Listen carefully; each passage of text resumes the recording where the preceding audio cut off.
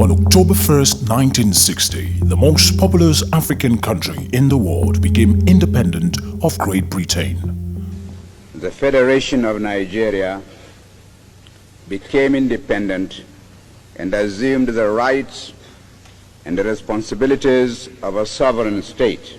Much, however, had happened before 1960 that determined the future fate of the country. Before 1914, Nigeria, then under British colonization, was a northern and southern protectorate. In 1914, Lord Frederick Lugard, the then Governor-General, amalgamated the northern and southern protectorates, which birthed what we today know as Nigeria. Being a heterogeneous country with over 250 ethnic groups and over 500 languages, amalgamation presented two sides of a coin, but not one that could not buy the country unity if traded with wisely.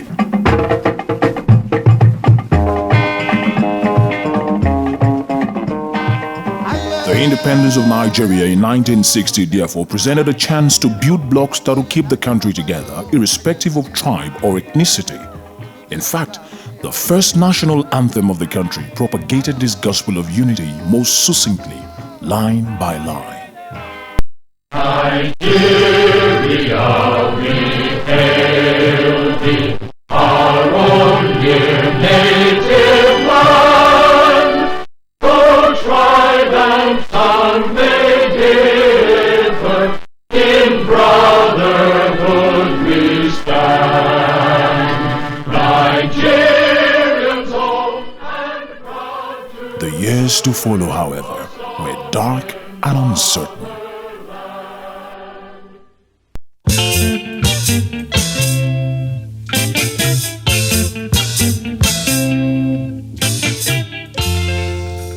Usually when Nigeria's history is spoken of, it is recounted from one of three perspectives: the core north, the southwest, and the southeast.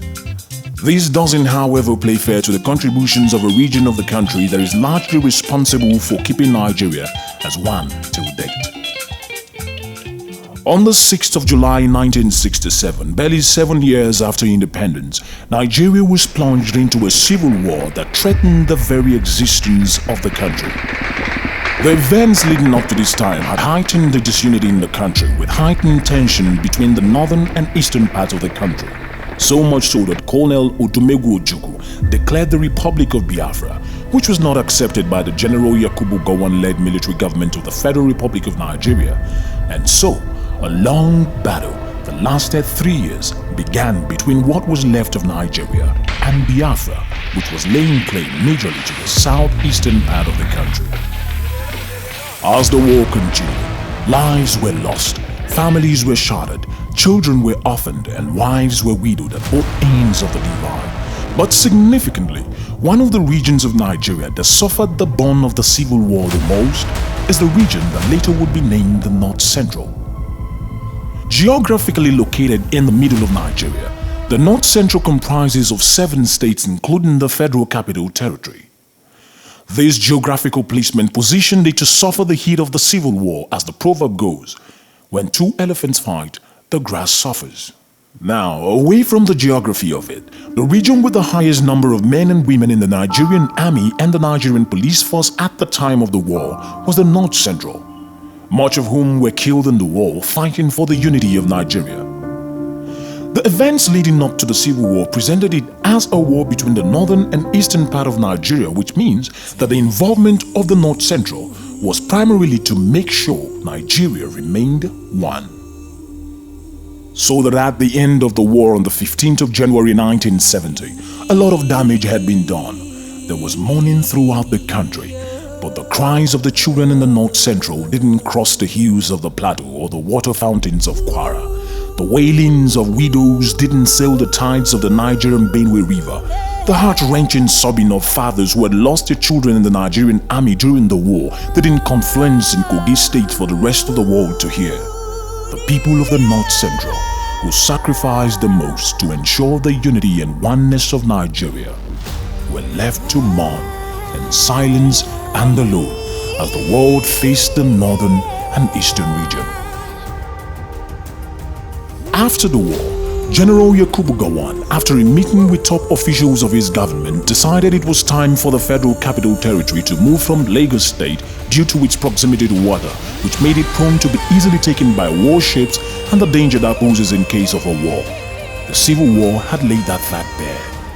Hovering in a military helicopter surveying which part of the country best suits for a new federal capital and at the same time ensure balance, General Yakubu Gowon cited that the very center point of Nigeria geographically was located in Abuja. The journey to move the capital from Lagos to Abuja began, so that after the Civil War, the region that served as host to the seat of power, ensuring a balance, was the North Central. Building up from 1970 to 1993, the division continued to grow in the country, and so in 1993, General Sani Abacha, the then head of state, created 6 geopolitical zones to balance power and ensure equality in the leadership of the country at the federal level. It was at this time that the North Central became formally a geopolitical zone on its own, comprising of Plateau State, Niger State, Nasarawa State, Kwara State, Benue State, Kogi State, and the Federal Capital Territory, Abuja. Juggling through the political history of Nigeria, however, can it be said that this balance has been achieved? Perhaps on paper, but not in reality. Whilst other regions of the country had cried out at several points in the nation's history calling out marginalization, with some making calls for secession, the North Central has maintained quietness and calm, putting first the unity of the country despite the fact that it remains one of the most politically marginalized regions of the country. First of all, Nigeria's democratic political history bears no record of a North Central elected president or vice president. That record doesn't exist not because it was obliterated or erased, but because it has never happened. Not a single person from the North Central has been president or vice president in Nigeria's entire democratic history, despite the fact that it hosts the seat of power. A trace of the democratic political history of Nigeria shows that every other region of Nigeria has had president or vice president except the North Central.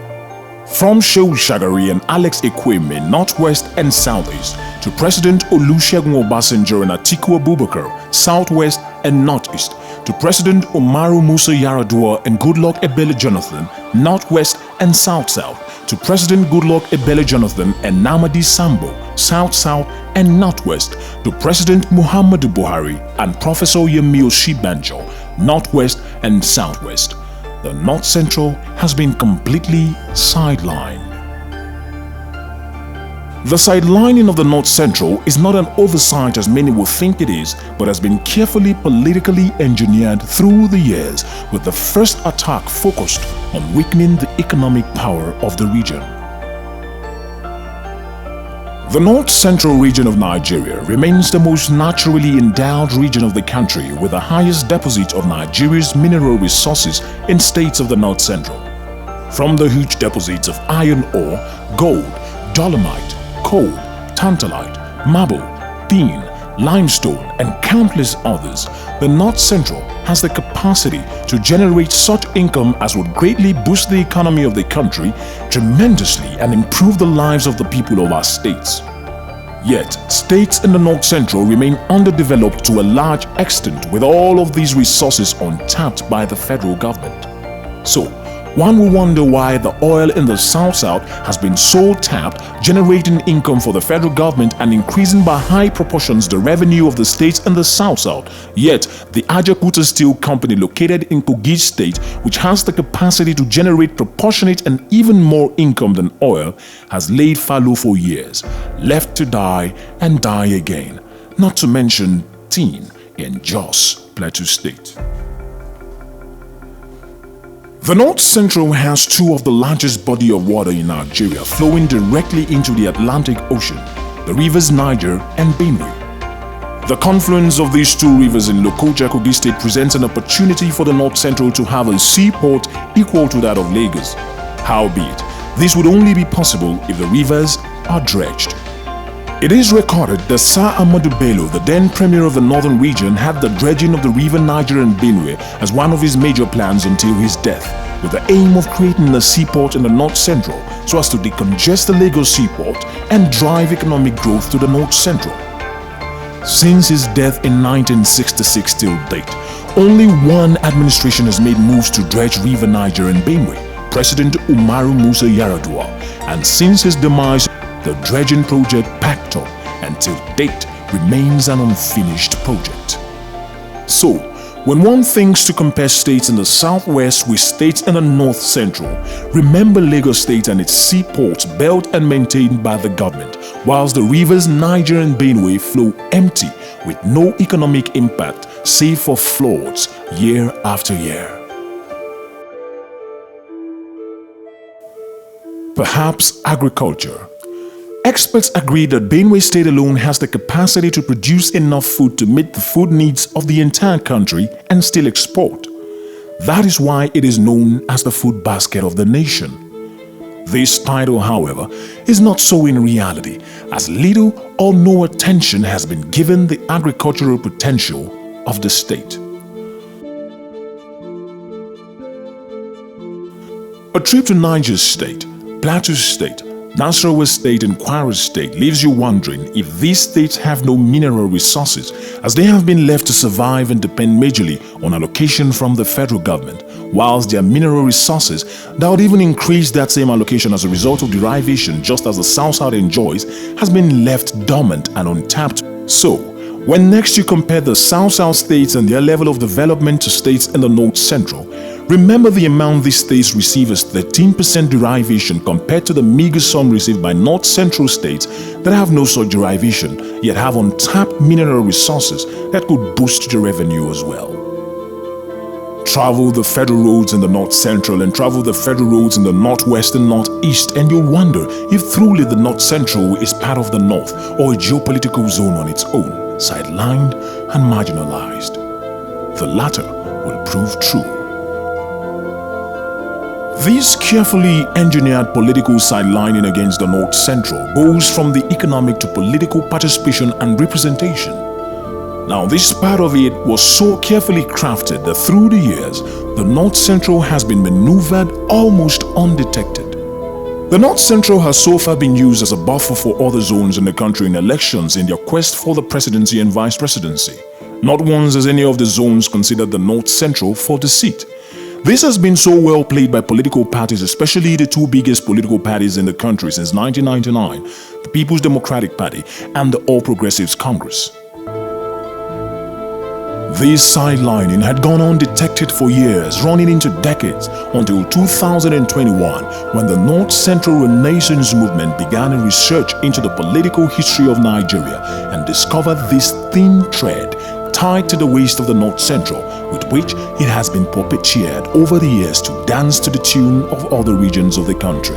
The exclusion revealed by this data, when weighed against the North Central's contributions to the socio-political stability of the country, the North and indeed the whole country, is enough to raise questions of her value as a co-equal team player and ally in the North and in the nation. And so, what began as an academic journey grew into a movement for the emancipation of the people of the North Central, an awakening of the same to the harsh realities of the past and now. The North Central Renaissance Movement is a group of intellectuals consisting of members from all 6 states of the North Central and the FCT, with each state having a coordinator overseeing the activities of the movement in the states. The North Central Renaissance Movement, soon after its first press conference, began a journey through the 7 states of the North Central, meeting with leaders and elders of the states, as well as having crowded town hall meetings with stakeholders to awaken the people and tell the facts to them. The journey began at the very heart of Nigeria, the Federal Capital Territory, where stakeholders were met by the NCRM with utter boldness and passion for the region. Tell them you are going to tell the youth. Ignited at the heart, they moved, not minding the security challenges of the country, to Plateau State, where they met the former governor of Plateau State and an elder statesman, His Excellency Jonah Jang. We discovered that contrary to the disposition in the military era where all geopolitical zones have had a stint at the number one, number two position in the country. In the civilian setting, there is no citizen of the North Central geopolitical zone, as the case is today, that has ever been president or vice president of the Federal Republic of Nigeria. Responding to the facts presented by the group, Jonah Jang reeled out history backing the movement's claim and pledged his utmost support for the movement. As far as they are concerned, they are either Yoruba and Igbo or Hausa. Now they have virtually kicked the Yorubas, the Igbos out. It is now Yorubas and Hausa. Having met several other elders in Plateau State, the NCRM crowned its visit to Plateau State with a town hall meeting, having every sector of the state represented. The people unanimously gave their support to the movement, with some visibly peeved at the realization of the sideline in politics that has held the region back all these years. Let us build on fighting for North Central to succeed 2023. Those in favor of this motion say aye, and against say nay. The ayes have. They immediately journeyed from Plateau State to Niger State, where they met the state legislators, elders, and the deputy governor of the state.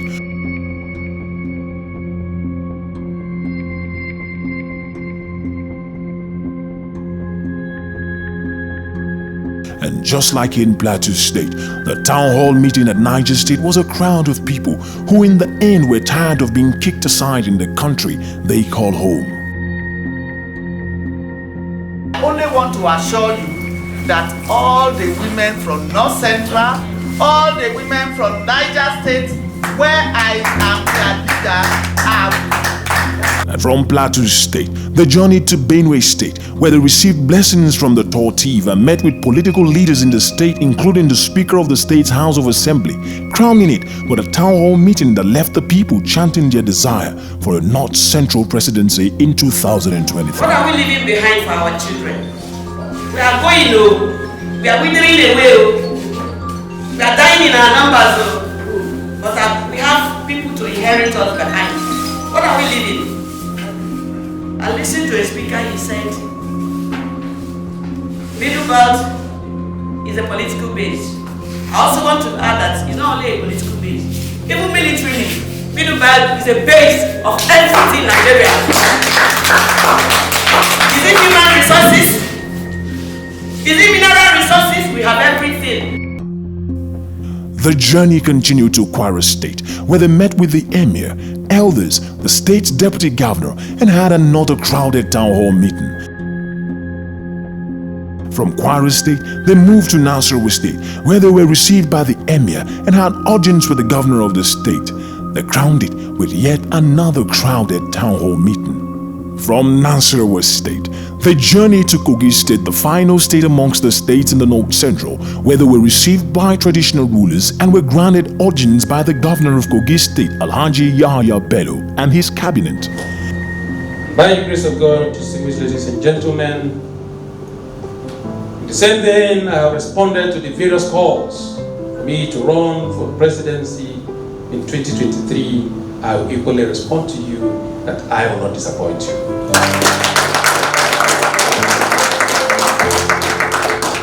But like I said, you need to do more. You have reached out to us, all the leaders in the North Central, you need to do more.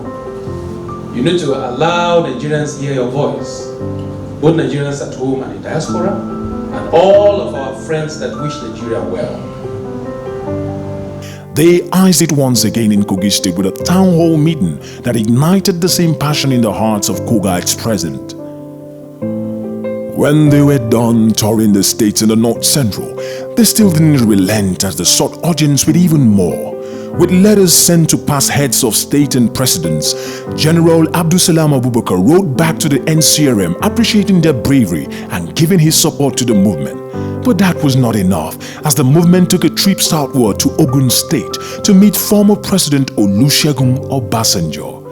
On their arrival at his penthouse in his presidential library in Abeokuta, Ogun State, he had traveled impromptu out of the country, and as such, despite the over 12 hours trip from the convergence point in Abuja, they couldn't see him and had to return to Abuja the following day. That did not deter them, as driven by their passion, they made the trip again less than a week later, and this time they were received warmly by Obasanjo and even had a church service with him at the Presidential Library Chapel, after which he received them in his penthouse and praised their courage to stand for what they believe. When I was getting worried about Nigeria's situation, I said what should be the point of entry that we can handle Nigerian situation. And I decided to go through what I call the socio-cultural. He commented that the demand of the NCRM is right if fairness and equity were to be considered. The members of the NCRM stretched themselves to the very limit, putting resources together, traveling night and day to awaken the people. They had the most enlightened meetings with the likes of Amadou Ali, a former chairman of the PDP and member board of trustees of the party, and Audu Ogbe, a three-time minister and former chairman of the PDP, who carefully explained in even more detail the politics that are so far sidelined the region. The history of the North Central area is a very long history, also a very sad one. Finally, humble, good-hearted, caused no trouble for this country. We were left behind. You see this plot where I live now? The Federal Capital Territory is our territory. Yes, sir. The Federal Capital Territory is 12,500 square, no, 8,500 square kilometers. It is 15 times the country called Singapore in size. 15 times the size of the country called Singapore. He therefore pledged his support and resources to the movement. Worthy of note also was the meeting with His Excellency Abdul Fattah Ahmed, the former governor of Kwara State. The NCRM had another rewarding meeting with former Senate President, Senator David Mack, who remarked that preaching a North Central presidency to him is like preaching Catholicism to the Pope. Notably also, the movement had a meeting with Senator Bukola Saraki, who shares in the vision of the movement for a North Central president come 2023. With letters and communiques sent to leaders in different parts of the country, the North Central has ignited a fire in the North Central that awakened the people from their slumber and refusing to be a buffer for any other zone this time around. The people will no longer eat the bones and leftover dropped by the sidewalks, but will participate fully in eating the meal. Though the North Central houses the most number of ethnic groups in Nigeria, it has remained the most unified region of the country since independence till date. It has in time past put the unity of Nigeria ahead of its regional interest and now will do so on a presidential level. The North Central this time remains the balance in the argument between the North and South as to who leads the country in 2023, and this time the people will no longer take no for an answer. Summarily, after almost 63 years of post-independence with about 34 years civil rule and the North Central geopolitical zone not having produced either a president or vice president via the ballots, failure of the political elites not going for the big trophy will amount to a betrayal of the entire region. And so we urge all our leading lights in the major parties never to allow this age-long scheme to deter them from vying. The duo of His Excellency Senator Bukola Saraki and Governor Yahya Bello of Kogi State are worthy of our unflinching encouragement as beacons of hope for our geopolitical zone. We salute your courage of vision to rise above this age-long deliberate political marginalization by others using their political platforms. All across the length and breadth of the North Central, the horns and trumpets blow into the wind the same sound as the people join hands together to echo it. Our time is now.